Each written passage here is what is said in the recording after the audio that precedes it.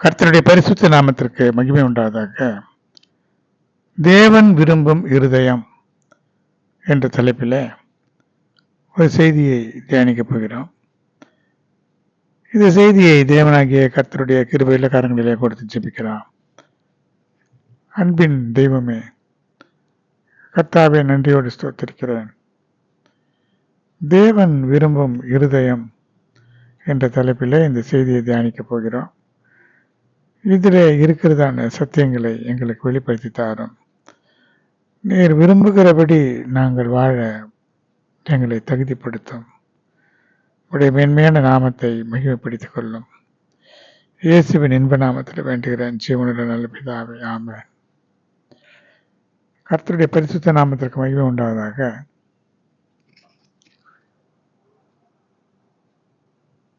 கர்த்தர் நம்மிடத்தில் இருந்து என்னவெல்லாம் எதிர்பார்க்கிறார் என்று பார்க்கும் பொழுது, வேதத்திலே அதை பற்றி பல செய்திகள் உண்டு. குறிப்பாக நம்முடைய சிந்தை, நம்முடைய நினைவுகள், நம்முடைய செயல்கள், இதெல்லாம் எப்படி இருக்க வேண்டும் என்று தேவன் விரும்புகிறார் என்று பல செய்திகளை நாம் வேதத்திலிருந்து அறிந்து கொள்ள முடிகிறது.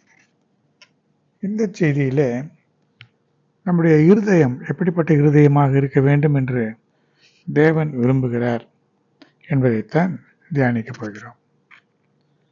சங்கீதம் 34 அதிகாரம் 18 வசனத்தில், நொறுங்குண்ட இருதயம் உள்ளவர்களுக்கு கர்த்தர் சமீபமாயிருந்து நறுங்குண்ட ஆவியுள்ளவர்களை ரட்சிக்கிறார் என்று சொல்லப்பட்டிருக்கிறது.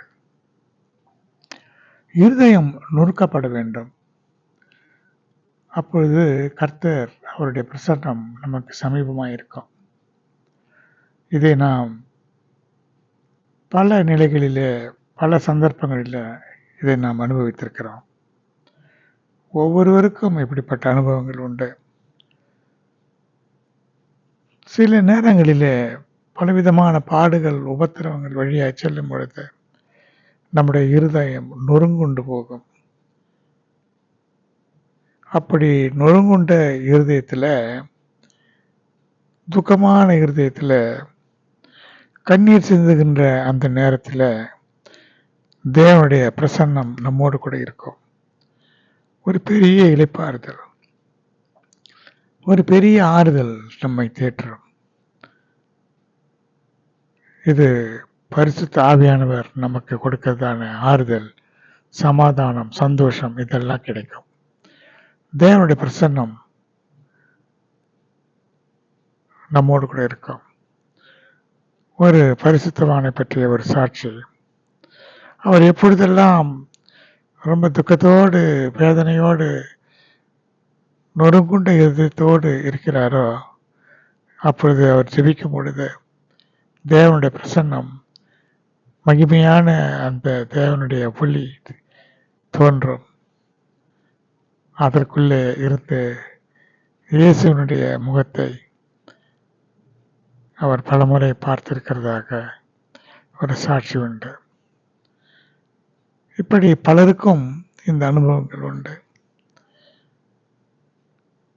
நம்முடைய கண்களில் இருந்து ஒரு சொட்டு கண்ணீர் வந்தாலும் அதை தேவன் அனுமதிக்கவே மாட்டார்.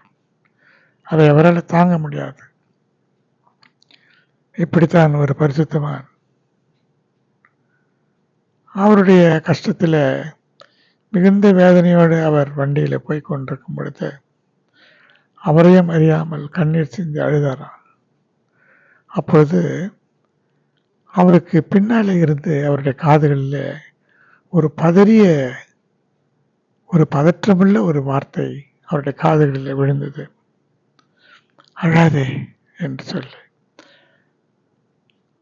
எப்பொழுதெல்லாம் அவருக்கு வேதனை இருக்கிறதோ அப்பொழுதெல்லாம் அந்த வார்த்தை அவருக்கு அப்பொழுது பேசுகிறது போல துணிக்குமா.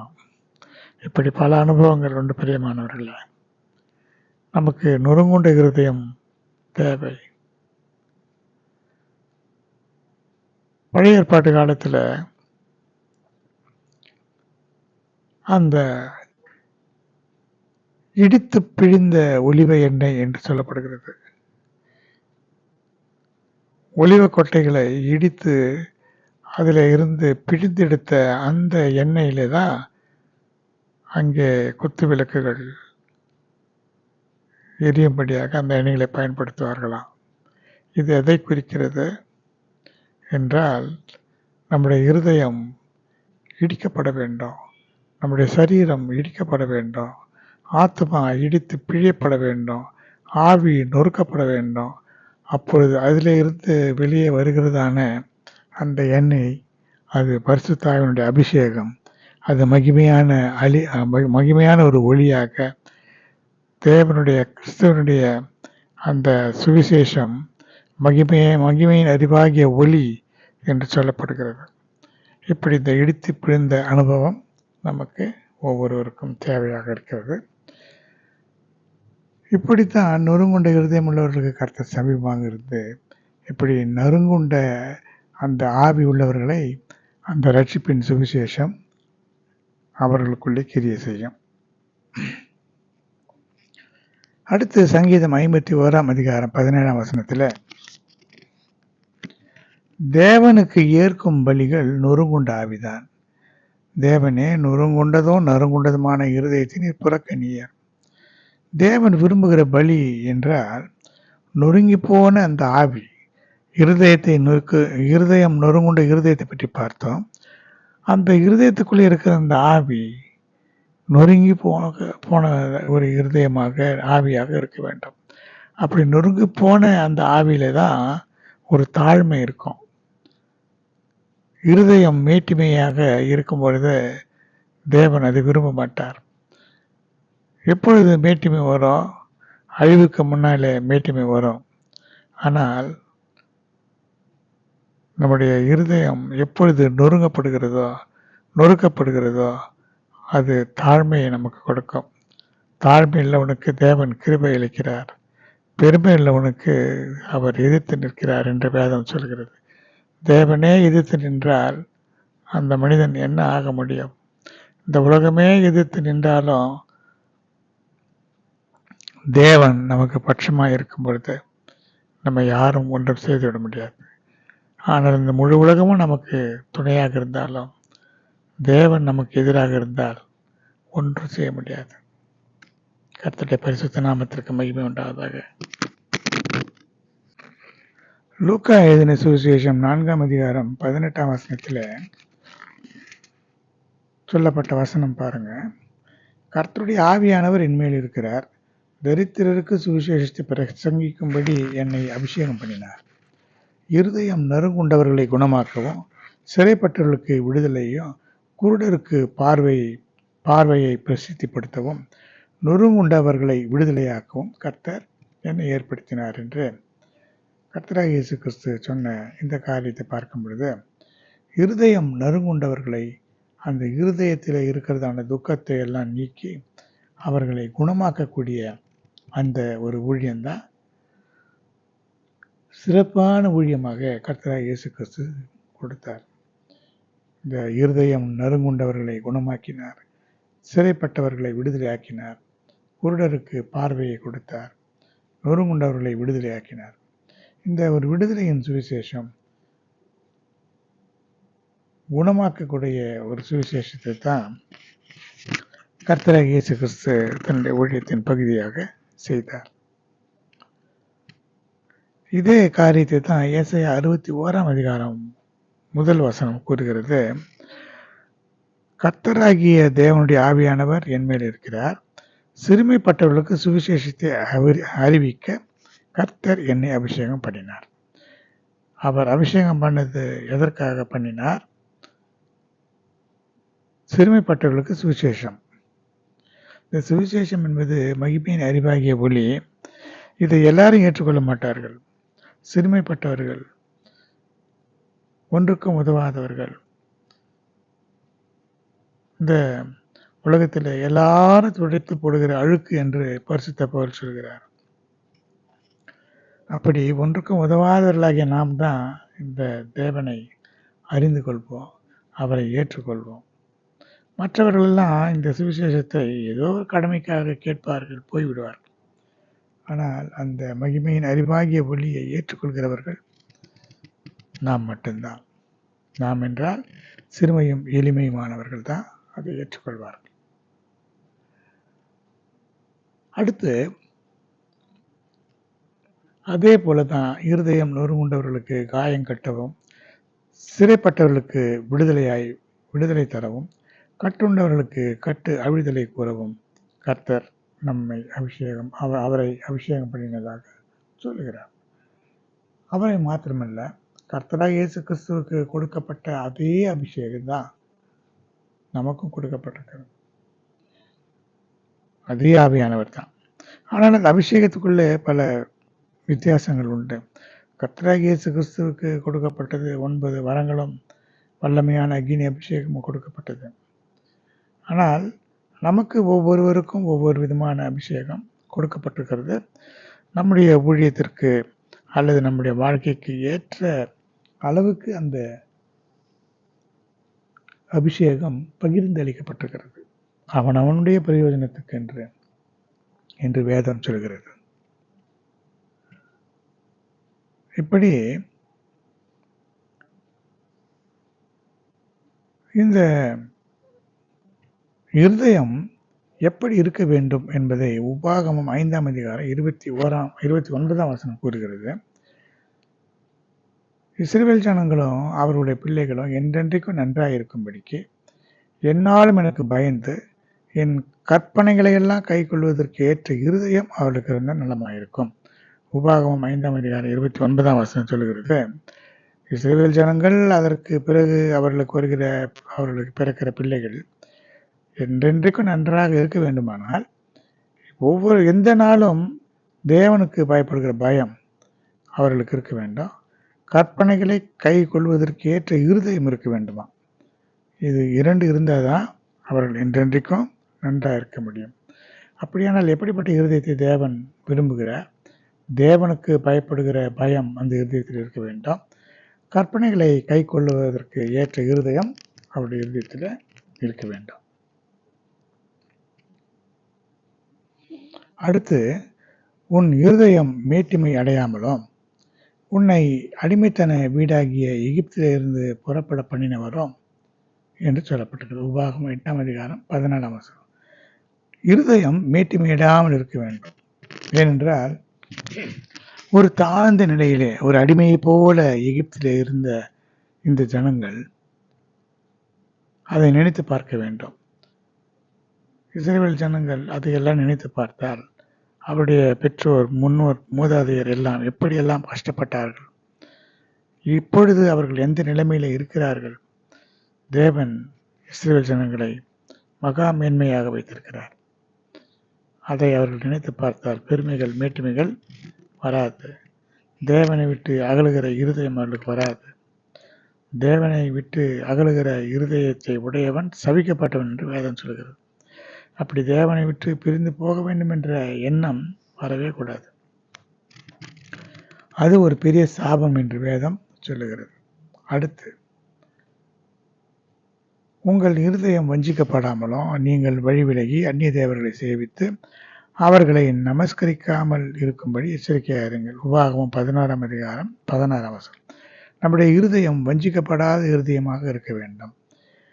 அப்படி வஞ்சிக்கப்பட்டால் தேவனுடைய வழியை விட்டு விலகி அந்நிய தேவர்களை சேவித்து நாம் வீணாய் போகக்கூடாதபடிக்கு எச்சரிக்கையாக இருக்க வேண்டும் என்று வேதம் சொல்கிறது. இருதயத்திலே அந்த வஞ்சிக்கப்படக்கூடாதபடிக்கு ஒரு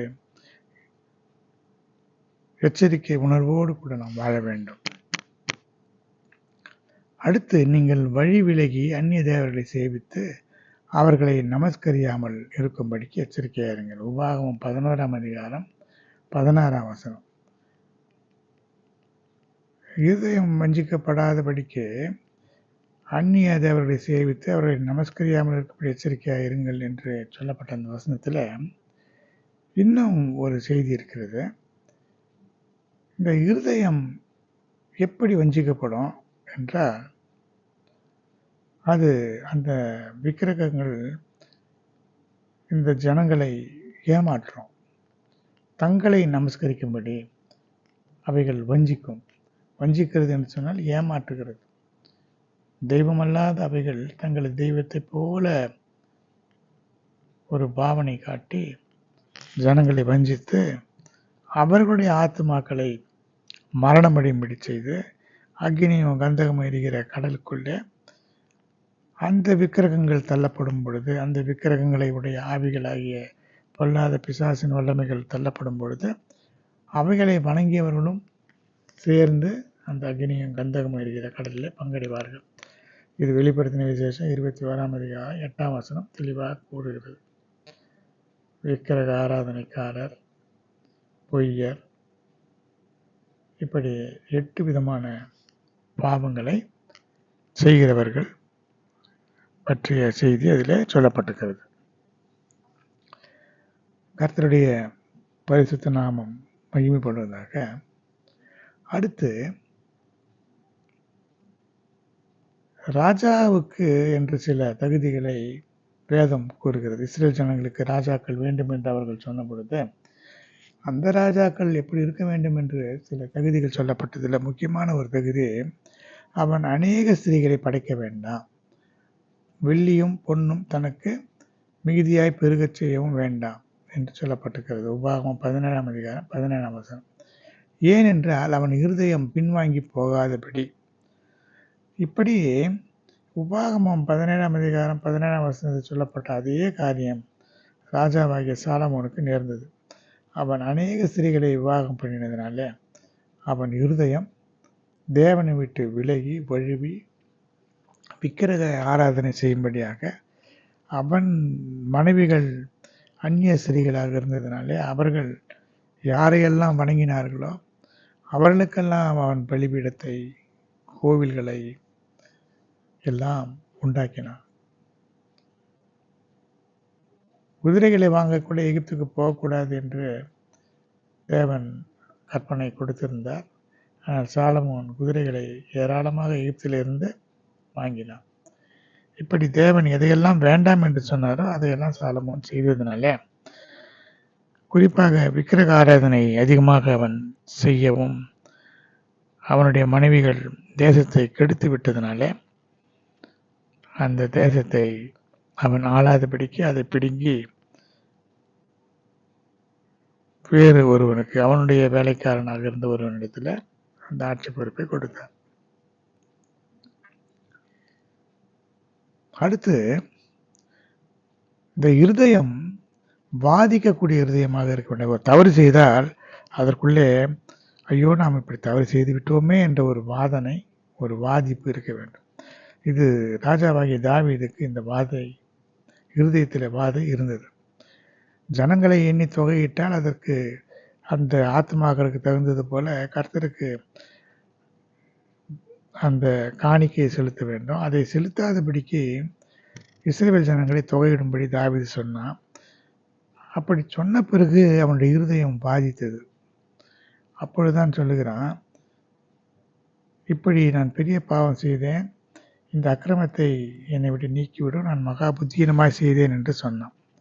2 சாமுவேல் 24ஆம் அதிகாரம் 10ஆம் வசனம். இப்படி ராஜாவாகிய தாவீதுடைய இருதயம் பாதிக்கிறது போல நாமும் கூட சின்ன சின்ன பாவங்களை செய்யும் பொழுது உடனே நாம் தேவனுக்கு முன்பாக நம்மை தாழ்த்தி அறிக்கையிட்டு தேவனோடு ஒப்புரவாக வேண்டும். பத்சேபாள் விஷயத்தில் கூட தீர்க்கதரிசி சொன்ன பொழுது உடனே கர்த்தாவே நான் உமக்கு விரோதமாய் பாவம் செய்தேன், என்னை மன்னித்தருளும் என்று சொன்னார்.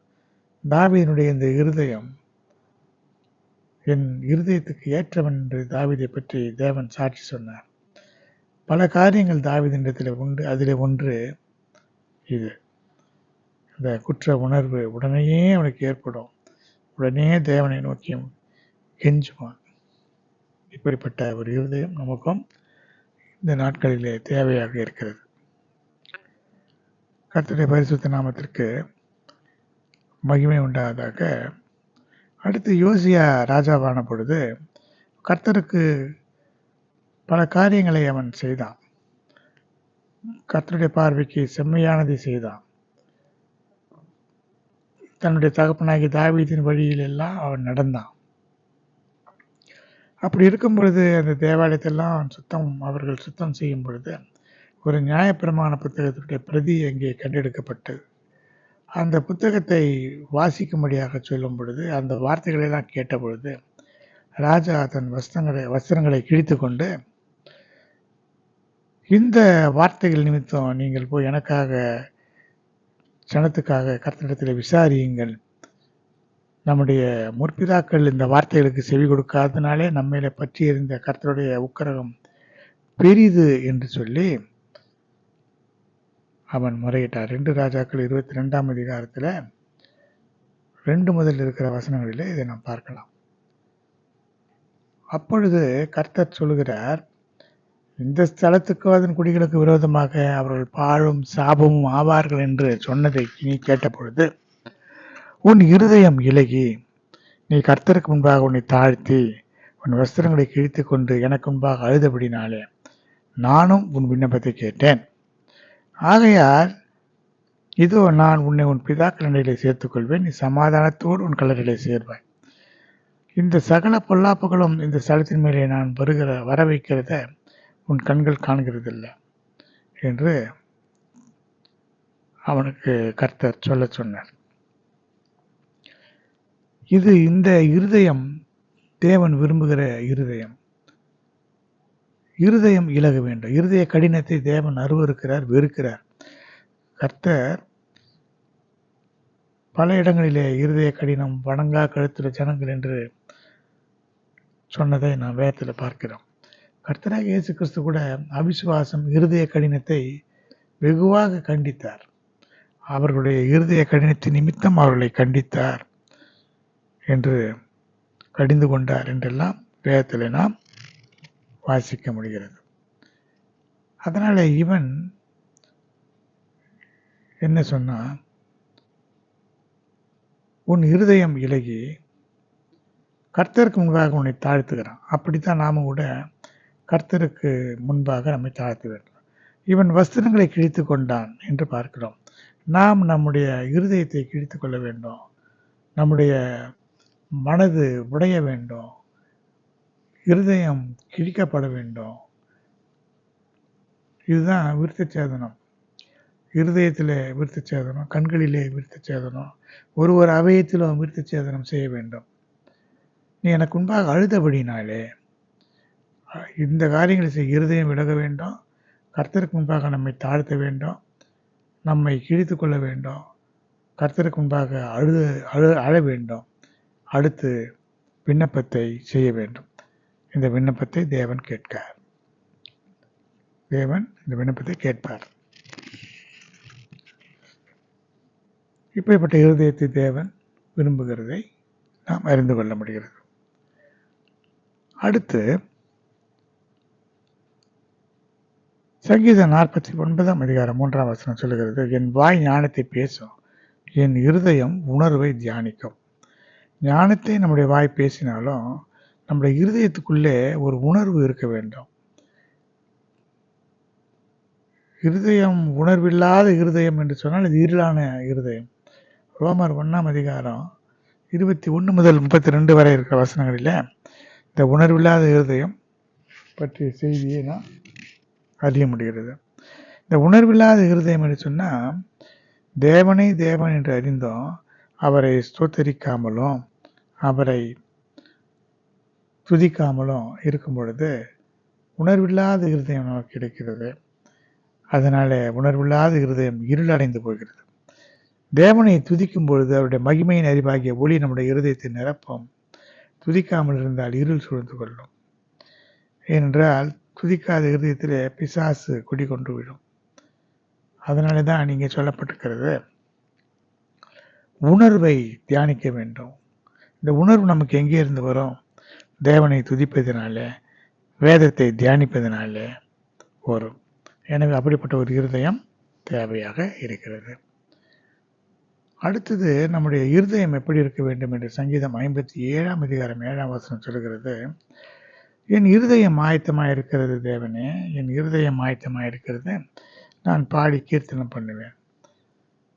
எப்பொழுதும் தேவனுக்கு முன்பாக ஆயத்தமான இருதயம் நமக்கு இருக்க வேண்டும். ஆயத்தம் என்று சொல்லுகிற பாதரட்சையை அணிந்து கொண்டவர்களாக நாம் இருக்க வேண்டும். கர்த்தருடைய வருகை சமீபமாக இருக்கிறது. இரவிலோ பகலிலோ எப்பொழுது வருவார் என்று தெரியாது. கர்த்தராகிய இயேசு கிறிஸ்துவின் வருகை அவருக்கே தெரியாது. திடீரென்று பிதா கூப்பிட்டு நீ போய் வா என்று சொல்லி அனுப்புவார். அப்பொழுது அவர் நம்மை எல்லாம் கூட்டிக் கொண்டு சேரும்படியாக ஒரு நிலைமை உண்டாகும். இதுதான் மறுரூபம் அடைகிறது, மீட்பு என்றெல்லாம் சொல்லப்படுகிறது.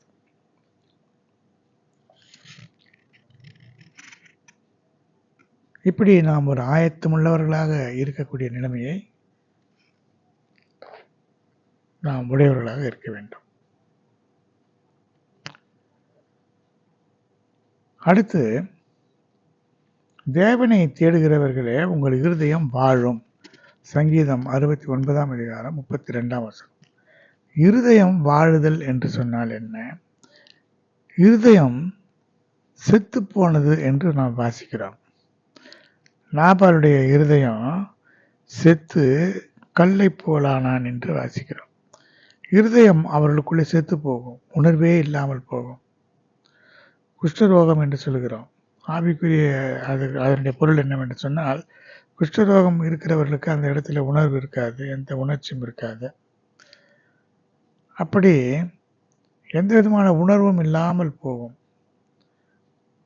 நாபால் தாவீது அவனுக்கு விரோதமாக வருகிறான் என்று கேள்விப்பட்டதும் பயந்து போய், பயத்தில் உறைந்து போய், அப்படியே கல்லை போல ஆயிற்றான் அவனுடைய இருதயம்.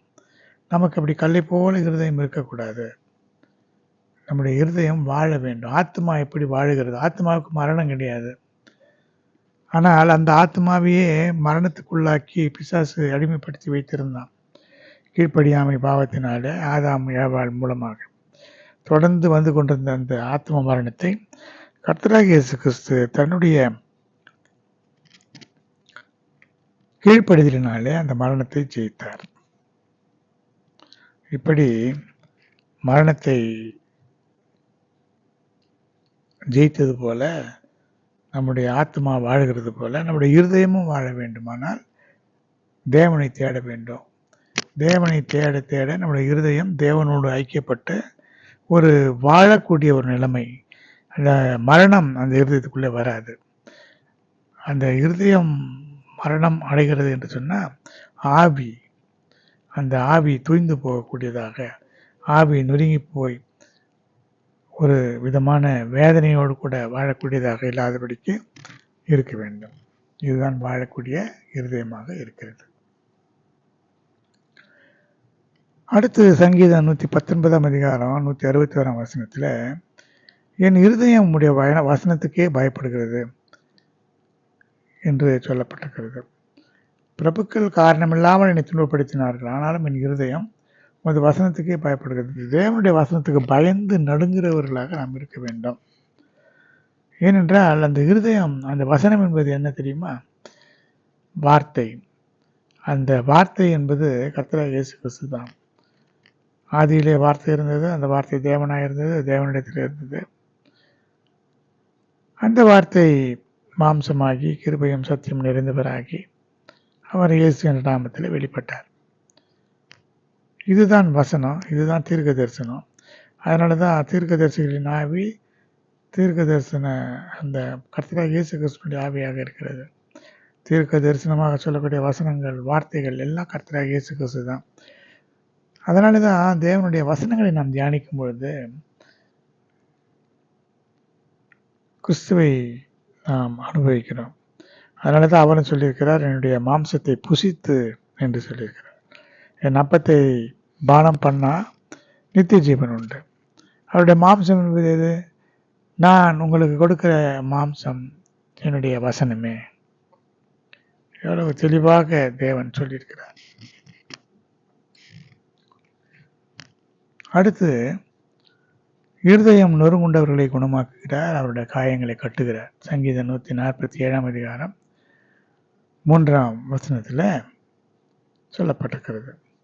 அடுத்து, இருதயம் செல்வத்தினாலே மேட்டிமை ஆயிற்று என்று எசேக்கியேல் 28ஆம் அதிகாரம் 5ஆம் வசனம் கூறுகிறது. இது இருதயத்தில் மேட்டிமை, கர்வம், இந்த கர்வம், மேட்டிமை என்றெல்லாம் சொல்லக்கூடியது பிசாசுடைய சுபாவம். இங்கே எசேக்கியேல் 28ஆம் வசனத்திலே சொல்லப்பட்டிருக்கிறது எதுவென்று சொன்னால், இந்த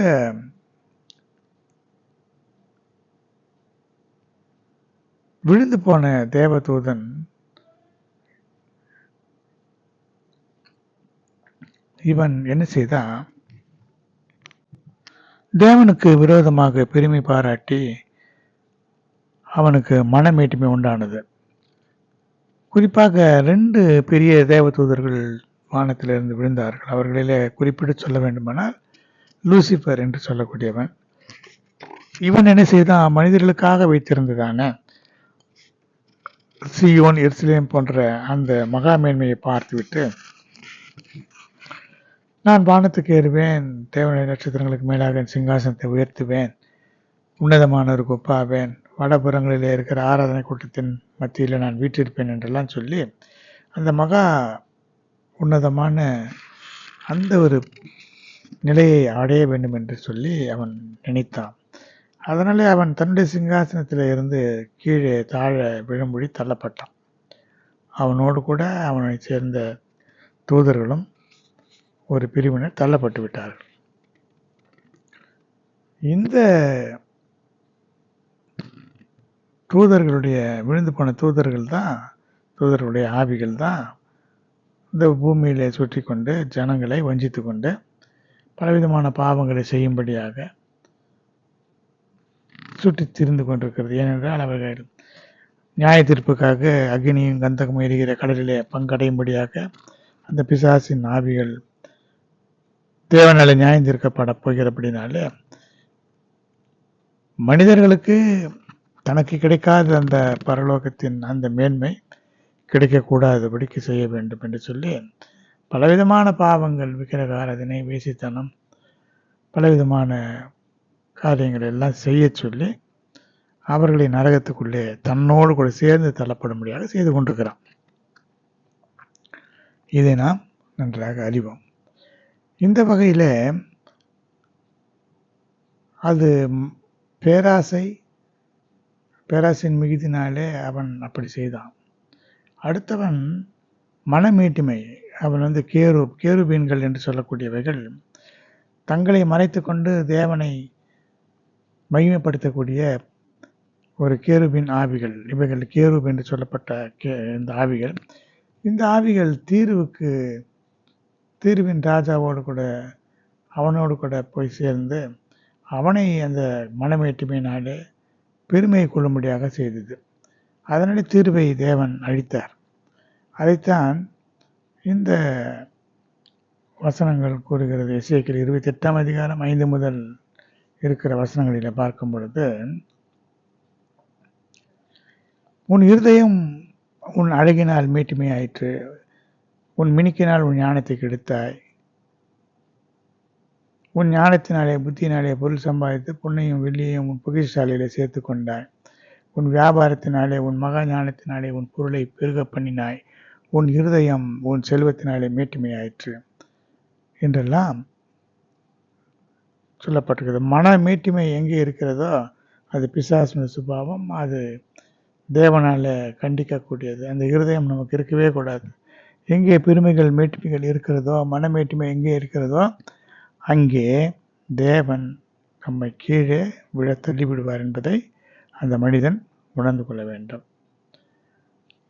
அடுத்து, அழிவு வரும் முன்னே மனுஷனுடைய இருதயம் இருமாப்பாக இருக்கும். மேன்மைக்கு முன்னானது தாழ்மை என்று நீதிமொழிகள் 18ஆம் அதிகாரம் 12ஆம் வசனம் கூறுகிறது. இப்படியே மத்தேயு 13ஆம் அதிகாரம் 15ஆம் வசனத்திலும் கர்த்தராகிய இயேசு கிறிஸ்து சொல்லியிருக்கிறார், அந்த ஜனங்கள் கண்களாலே காணாமல், காதுகளாலே கேட்காமல், இருதயத்தினாலே உணர்ந்து மனம் திரும்பாமலும் இருக்கிறார்கள். அவர்கள் இருதயம் கொழுத்து இருக்கிறது, காதால் மந்தமாய் கேட்டு கண்களை மூடிக்கொண்டார்கள் என்று மத்தேயு 13ஆம் அதிகாரம் 15ஆம் வசனம் கூறுகிறது. அப்படினால் இருதயம் கொழுத்து இருக்கிறது என்று சொன்னால் மன மேட்டிமையை தான் அவர் அப்படி சொல்லியிருக்கிறார். கண்களாலே பார்க்கிற எத்தனையோ அற்புதங்கள், அடையாளங்கள் கர்த்தராகிய இயேசு கிறிஸ்து செய்தார்.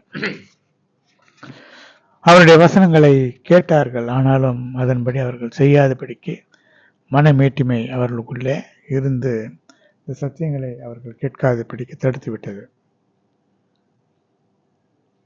இப்படி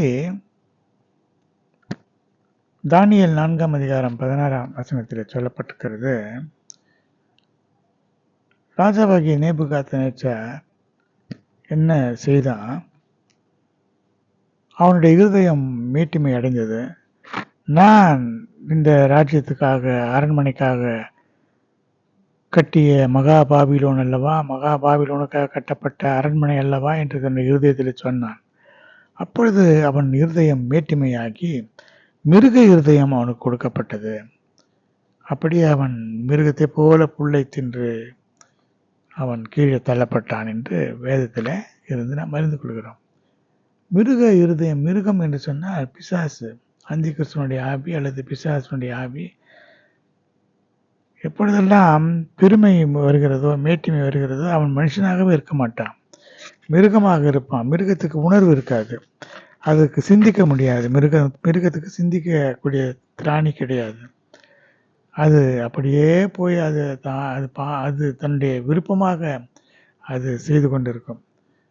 அது என்ன செய்கிறது என்பது அதற்கு புரியாது, என்ன செய்ய வேண்டும் என்றும் அதால் யோசிக்க முடியாது. அது தன்னுடைய சுயமாய் செய்யக்கூடிய ஒன்று. அப்படி மிருகத்தை போல இருக்கும் பொழுது மனமேட்டிமை உடையவர்கள் மிருகம் போல ஆவார்கள். மனிதர்கள் நாம் உணர்வுடையவர்களாக நாம் இப்படி செய்யக்கூடாது, இப்படி செய்தால் பாவம் என்றெல்லாம் நான் நினைப்போம், மனம் திரும்புவோம். ஆனால் மிருக ஆவி உடையவர்கள், மிருக சுபாவம் வந்துவிட்டால் அவர்களுக்குள்ளே அந்த மனம் திரும்புதலோ அந்த சுபாவங்களோ எதுவுமே இருக்காது. எனவே இப்படிப்பட்ட மிருக சுபாவம் நமக்குள்ளே இருக்கவே கூடாது. அப்படினால் தேவன் விரும்புகிற காரியங்கள் என்னவென்று நாம் இப்பொழுது பார்த்தோம். இருமாப்பு இருக்கக்கூடாது, மிருக சுபாவம் நமக்குள்ளே இருக்கக்கூடாது, மனமேட்டிமை, இருதயத்தில் மனமேட்டிமை நமக்குள்ளே இருக்கவே கூடாது. நம்முடைய இருதயம் வாழக்கூடியதாக, தேவனை தியானிக்கக்கூடிய இருதயம், தேவனுக்காக ஆயத்தமாக இருக்கக்கூடிய இருதயம், இதெல்லாம் நமக்கு வேண்டும். தேவனுக்கு முன்பாக அழுது விண்ணப்பம் பண்ணி மனம் இலகி தாழ்த்தக்கூடிய இருதயம் நமக்கு வேண்டும் என்று இதில் இருந்து பல காரியங்களை நாம் அறிந்து கொள்கிறோம். அடுத்து நாம் செம்மையானவரை செய்து நம்முடைய முற்பிதாக்களுடைய வழியை பின்பற்றி தேவனுக்கு பயந்து நடக்க வேண்டும். நம்முடைய பாவங்கள், மீறுதல்கள் நம்மை அறியாமல் செய்யும் பொழுது இருதயம் வாதிக்கப்பட வேண்டும். நம்முடைய இருதயம் பின்வாங்கி போகாதபடிக்கு அந்நிய தேவர்களை சேவிக்காமல் இருக்க வேண்டும். எந்த நாளும் தேவனுக்கு பயப்படுகிற பயம் இருக்க வேண்டும், கற்பனைகளை கை கொள்ள வேண்டும், இருதயம் மேட்டிமையிடாமல் இருக்க வேண்டும், இருதயம் வஞ்சிக்கப்படாமல் இருக்க வேண்டும், நறுங்குண்ட இருதயம் உடையவர்களாக இருக்க வேண்டும். இப்படி எல்லாம் செய்தால் கர்த்தர் நமக்கு சமீபமாக இருந்து நம்மை ரட்சித்து பெரிய காரியங்களை நம்முடைய வாழ்க்கையில் செய்வார். எனவே அப்படிப்பட்ட இருதயத்தை கர்த்தர் நமக்கு கொடுக்கும்படியாக நம்மை தாழ்த்தி ஜெபிக்கலாம். அன்பின் தெய்வமே, கர்த்தாவை நன்றியோடு ஸ்தோத்திரிக்கிறேன். நறுங்குண்டதுமான இருதயத்தை நீர் புறக்கணியேன். அப்படிப்பட்ட இருதயத்தை எங்களுக்கு தாரும். நாங்கள் தியானித்ததான இந்த சத்தியங்களை எங்களுக்கு வெளிப்படுத்தி கொடுத்திருக்கிறீர். இதன்படியே நாங்கள் ஜீவிக்க உடைய வருகையில் காணப்பட எங்களுக்கு உதவி செய்யும். இயேசுவின் இன்ப நாமத்தில் வேண்டுகிறேன், ஜீவனுள்ள நல்ல பிதா, ஆமென். என் ஆத்துமாவே கர்த்தரை ஸ்தோத்திரி, முழுவதுமே பரிசுத்த நாமத்தை ஸ்தோத்திரி. என் ஆத்துமாவே கர்த்தரை ஸ்தோத்திரி, கர்த்தர் செய்த சகல உபகாரங்களை மறவாதே. ஆமென். ஸ்தோத்திரம், ஸ்தோத்திரம், ஸ்தோத்திரம், ஸ்தோத்திரம், ஸ்தோத்திரம், ஸ்தோத்திரம்.